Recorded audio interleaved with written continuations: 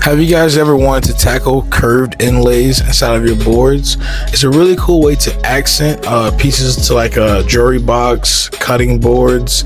It's a way to take, a solid homogeneous piece of wood and add subtle details and pretty much an accent throughout the board, and having it curve, from one edge of the board to the other, or having multiple pieces weave back and forward. It definitely draws your eye and can definitely, again, accent a solid piece of wood that may look boring otherwise.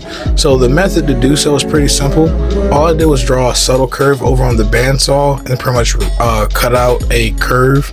And now the next step is to take several thin strips and prep them to bend to whatever contour you cut over on the bandsaw. And to do that, the first thing I want to do is actually come back and fair out all of the curves that were cut on the bandsaw.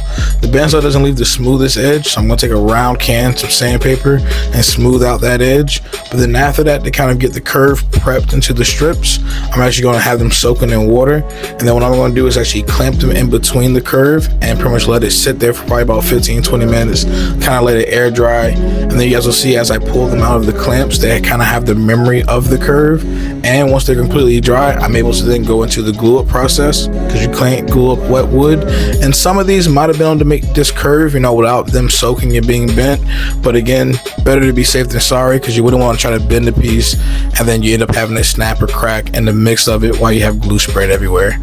So again, taking that precaution to make sure that they're able and pliable to make these curves is extremely important. And I can also, after this glue up, resaw them again and add more strips to kind of have the patterns weave back and forward. But I'm going to take care of that, and then we'll join you guys in the next video. So please leave me a like, comment, and subscribe, and I'll see you guys in the next one. Peace.